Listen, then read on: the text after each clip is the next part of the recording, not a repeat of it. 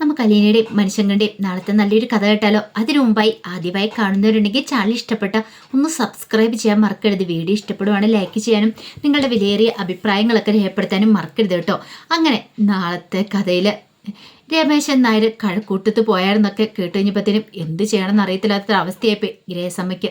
ഗ്രഹസമ്മ അത് പ്രതീക്ഷിച്ച കാര്യമായിരുന്നില്ല. രമേശൻ നായർ പറഞ്ഞു, ഞാൻ വിവരങ്ങളൊക്കെ അറിഞ്ഞിട്ടുണ്ടായിരുന്നു. 36 വയസ്സുള്ള ഒരു പെൺകുട്ടിയാണ് രേവതിക്കുട്ടി എന്നല്ല നിങ്ങൾ പറഞ്ഞ്. പക്ഷെ അതൊന്നും അല്ലോ സത്യാവസ്ഥ. അവൾക്ക് 10-18 വയസ്സോ പ്രായം വരുള്ളൂ. ആ പെൺകുട്ടിയല്ലേ ഇവിടെ നിൽക്കണേന്നൊക്കെ ചോദിക്കുകയാണ്. അപ്പോഴേക്കും ഗ്രേസം പറഞ്ഞു, നിങ്ങളോട് ആരാ ഇതൊക്കെ പറഞ്ഞേ? അതൊക്കെ വ്യക്തമായിട്ട് അറിഞ്ഞിട്ടാ ഞാൻ ഇങ്ങോട്ടേക്ക് വരുന്നേ. പിന്നെ അറിയാലോ, ത്യാഗഭവനിൽ പോയി ഞാൻ കാര്യങ്ങളൊക്കെ അന്വേഷിച്ചിട്ടുണ്ടായിരുന്നു. അവിടുന്ന് എനിക്ക് വേണ്ടുന്ന വിവരങ്ങളൊക്കെ കിട്ടിയെന്ന് പറയണം. രേവതിക്കുട്ടി എന്ന് പറയുന്ന പെൺകുട്ടി അത് 10-18 വയസ്സ് പ്രായമുള്ളൂ. അതിവിടെ ഉണ്ടെന്ന് തന്നെ എനിക്കറിയാൻ കഴിഞ്ഞേ. നിങ്ങൾ ഇനിയിപ്പോൾ കള്ളത്തരൊന്നും പറഞ്ഞ് അവളെ എന്നിൽ നിന്ന് ഒളിപ്പിച്ച് വെക്കാൻ ശ്രമിക്കണ്ടെന്ന് പറഞ്ഞു. അപ്പോഴേക്കാണ് മാമച്ചൻ അങ്ങോട്ട് എഴുന്നേറ്റ് വരുന്നത്. മാമച്ചന് ആരെന്താന്നൊക്കെ ചോദിച്ചുകൊണ്ട് വരുമ്പോഴത്തേനുമാണ് രമേശൻ നായരെ കാണുന്നത്. പെട്ടെന്ന് മാമച്ചനോട് രമേശൻ നായർ ചോദിച്ചു, അല്ല എന്നെ കണ്ടിട്ട് മനസ്സിലായോ മാമച്ചനെന്ന് ചോദിക്കുകയാണ്. മാമച്ചൻ പറഞ്ഞു, അത് പിന്നെ മനസ്സിലായല്ലേ, കഴിഞ്ഞ പ്രാവശ്യം വന്നിട്ട് എനിക്ക് പെട്ടെന്ന് പോകേണ്ടതായിട്ട് വന്നു. പക്ഷേങ്കിൽ ഈ തവണ അങ്ങനെ എന്താണെങ്കിലും കാര്യങ്ങളുടെ നിജസ്ഥിതി അറിഞ്ഞിട്ട് പോവാനായിട്ടാണ് ഞാൻ വന്നിരിക്കുന്നതെന്ന് പറഞ്ഞു. ആ സമയം മാമച്ചന് ഒരു അന്താളിപ്പോട് വിട്ട് ഗ്രേസമ്മയെ നോക്കുകയാണ്. അപ്പോഴേക്കും ഗ്രേസം പറഞ്ഞു, അല്ല നിങ്ങൾക്ക് എന്താ വേണ്ടതെന്ന് ചോദിക്കണം. അത് കേട്ടപ്പോൾ രമേശൻ നായർ പറഞ്ഞു, എൻ്റെ പ്രായം അറിയാലോ, 10-79 വയസ്സായി എനിക്ക്. ഈ സമയത്ത് ഞാനിങ്ങനെ ഇവിടെ കയറി ഇറങ്ങി നടക്കണമെങ്കിൽ അതിൻ്റെ പിന്നിൽ ഒരു വ്യക്തമായ കാരണം കാണും. ഇല്ലാതെ ഞാൻ വെറുതെ വരില്ല എന്ന് നിങ്ങൾക്കറിയാലോ. ആ സമയം ഗ്രേസം പറഞ്ഞു, അല്ല നിങ്ങൾക്ക് രേവതിയെക്കുട്ടിയെ കിട്ടിയിട്ട് എന്ത് ചെയ്യാനാ? നിങ്ങൾ എന്തിനാ അവളെ ഇങ്ങനെ അന്വേഷിച്ച് പിന്നാലെ വരുന്നതെന്ന് ചോദിക്കുകയാണ്.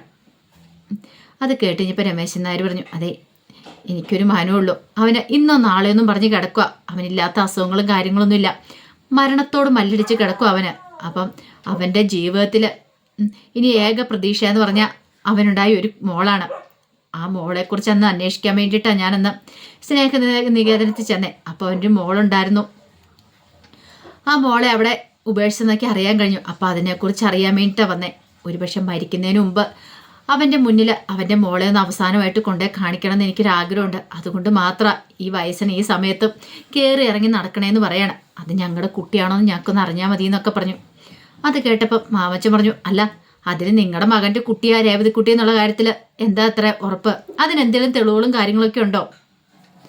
അത് കേട്ട് കഴിഞ്ഞപ്പോൾ രമേശൻ നായർ പറഞ്ഞു, അങ്ങനെ തെളിവുകളൊന്നുമില്ല. പക്ഷെ പ്രായവും കാര്യങ്ങളും ഇതെല്ലാം വെച്ച് നോക്കി കഴിയുമ്പോഴത്തേനും ആ പ്രായത്തിലുള്ള പെൺകുട്ടി അവൾ മാത്രമല്ലേ അവിടെ ഉണ്ടായിരുന്നുള്ളൂ.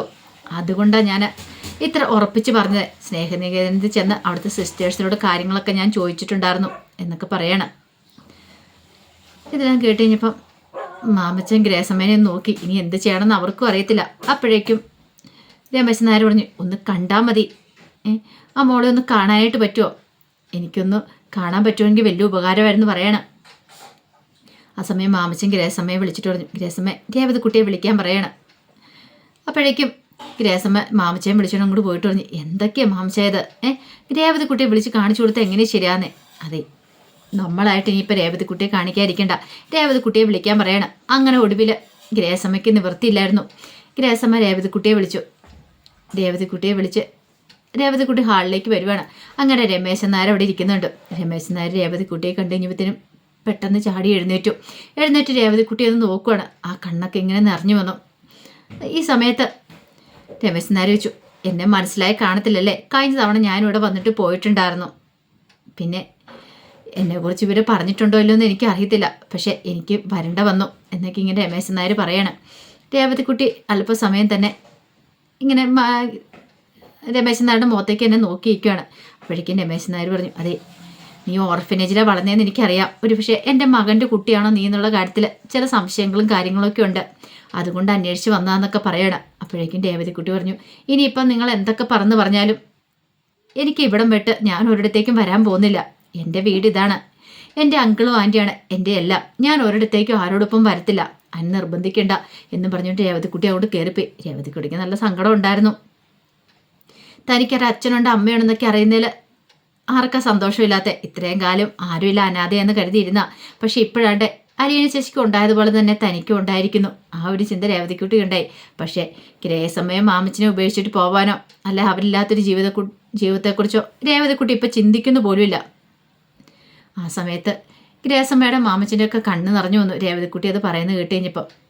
അപ്പോഴേക്കും രമേശൻ നായർ അവരോട് പറഞ്ഞു, അതെ, ഞാൻ അവളെ പിടിച്ചുകൊണ്ട് പോകാൻ വന്നൊന്നുമല്ല. അവളെ അവിടെ കൊണ്ടേ നിർത്തണമെന്നോ അങ്ങനെയൊന്നും എനിക്ക് വലിയ മോഹങ്ങളും കാര്യങ്ങളും ഒന്നുമില്ല. പക്ഷേ എൻ്റെ മോൻ മരിക്കുന്നതിന് മുമ്പ് ഒന്ന് കൊണ്ടേ കാണിക്കണം എന്നൊരാഗ്രഹമുണ്ട്. അതുകൊണ്ട് മാത്രമാണ് ഞാൻ ഇങ്ങോട്ടേക്ക് വന്നേ. ഞാൻ ഒരിക്കലും ഒരു അവകാശം പറഞ്ഞിട്ട് വരത്തില്ല അവളുടെ മേലെ. ഇനിയിപ്പോൾ എൻ്റെ മകൻ്റെ കുട്ടിയാന്ന് അറിഞ്ഞു കഴിഞ്ഞാൽ പോലും ഞാൻ വരാനൊന്നും പോകുന്നില്ല. പക്ഷേങ്കിൽ മരിക്കുന്നതിന് മുമ്പ് അവനൊന്നും കൊണ്ടേ കാണിക്കാനായിട്ട്. ഇതൊക്കെ കേട്ട് കഴിഞ്ഞപ്പോൾ മാമച്ചനും ഗ്രേസമ്മയ്ക്കും അവർക്കും ഭയങ്കര വിഷമമായി. പിന്നീട് മാമച്ചൻ പറഞ്ഞൊരു കാര്യം ചെയ്യുക, നിങ്ങൾ ഫോൺ നമ്പറും കാര്യങ്ങളൊക്കെ തന്നിട്ട് പോയിക്കോ, ഞങ്ങളോടൊന്ന് സംസാരിക്കട്ടെ, സംസാരിച്ചതിന് ശേഷം എന്തെങ്കിലും തീരുമാനം എടുത്തിട്ട് ഞങ്ങൾ അറിയിക്കാം, ഞങ്ങൾ വിളിക്കാം എന്നൊക്കെ പറയുകയാണ്. അങ്ങനെ രമേശൻ നായർ അവിടെ നിന്ന് പോയി. ആ സമയത്ത്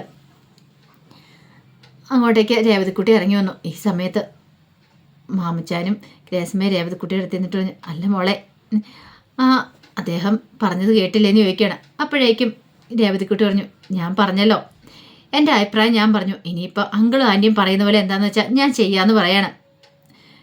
ഗ്രേസം പറഞ്ഞു, ഒരു കാരണവശാലും ആർക്കും നിന്നെയും വിട്ടുകൊടുക്കില്ല, എൻ്റെ മോളാ നീ, നിനക്കറിയാലോ എന്നും പറഞ്ഞുകൊണ്ട് രേവതിക്കുട്ടിയെ ചേർത്ത് പിടിക്കുക. രേവതിക്കുട്ടിക്ക് അങ്ങനെ തന്നെയാണ്.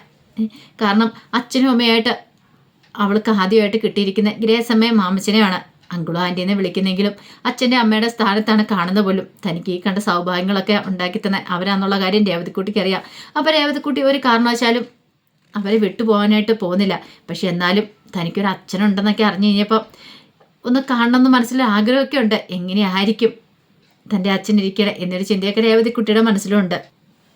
അതേസമയത്ത് കമലയ്ക്കാണ് ആകെപ്പാടെ ഭ്രാന്ത് പിടിച്ച അവസ്ഥയിലാണ്. കമല ജോലികളൊക്കെ ചെയ്യുന്നത്, പിറുപുറത്തോട് ജോലി ചെയ്യുകയാണ്. അപ്പോഴേക്ക് ഹരി അങ്ങോട്ട് വന്നു. ഹരി വന്നിട്ട് ചോദിച്ചു, എന്താ അമ്മ എന്താ ഇങ്ങനെ പുലമ്പിക്കൊണ്ടിരിക്കണേ? പുലമ്പാതെ പിന്നെ എത്ര എണ്ണങ്ങൾ ഇവിടെ ഉണ്ടെന്ന് പറഞ്ഞിട്ട് എന്ത് കാര്യം? എല്ലാത്തിനും ഞാൻ തന്നെ വേണ്ടി വെച്ചു വിളമ്പാനായിട്ട്, ഞാൻ ഒരുത്തി മാത്രമുണ്ട് വെച്ചു വിളമ്പാനായിട്ട്. ഹരി പറഞ്ഞു, അതിന് അമ്മയും ദേഷ്യപ്പെടേണ്ട കാര്യമുണ്ടോ? പിന്നെ ദേഷ്യപ്പെടാതെ, കടപ്പാട്ട് വീട്ടിൽ ഉള്ള എല്ലാത്തിനും കൂടെ ഇവിടെ കൊണ്ടു നിട്ടിരിക്കുമല്ലേ, അപ്പോൾ അവർക്കൂടെ വേണം ഞാൻ വെച്ചു വിളമ്പാനായിട്ട്. എൻ്റെ അമ്മേ, അച്ഛനും ചെറിയച്ഛനും കൊച്ചനും ഒക്കെ നല്ല മാറ്റങ്ങളാണ് ഇപ്പോൾ ഉണ്ടായിരിക്കുന്നത്, അറിയാലോ. അതിന് കാരണം പോലും അറിയത്തില്ല. ഇത് കേട്ട് കഴിഞ്ഞപ്പോൾ കമല പറഞ്ഞു, കാരണം എന്താണെന്ന് അറിയത്തില്ല പോലും, ഞാനും ചോദിച്ചായിരുന്നു, പക്ഷെ ഒന്നും പറഞ്ഞില്ല.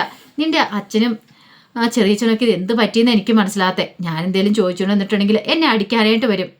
ഒരു കാര്യം ഞാൻ പറഞ്ഞിട്ടുണ്ട്, എല്ലാത്തിനും കൂടെ വെച്ച് വിളമ്പോൾ എന്നെ കൊണ്ട് പറ്റില്ലെന്ന്. അല്ല, ഇനിയിപ്പോൾ ഭവിതേനെ രോഗത്തിൻ്റെ ഞാൻ നോക്കേണ്ട കാര്യമില്ല, അവരങ്ങോട്ട് പോയിക്കോളൂല്ലോ എന്ന് പറഞ്ഞു. ഹരി പറഞ്ഞു, അവരങ്ങനെ പോകുമെന്ന് എനിക്ക് തോന്നുന്നില്ല, പ്രത്യേകിച്ച് വൈജാൻറ്റി ഹോസ്പിറ്റലല്ലേ. ഹോസ്പിറ്റലായ സമയത്ത് അവരെങ്ങനെ അവിടേക്ക് പോകുന്നേ?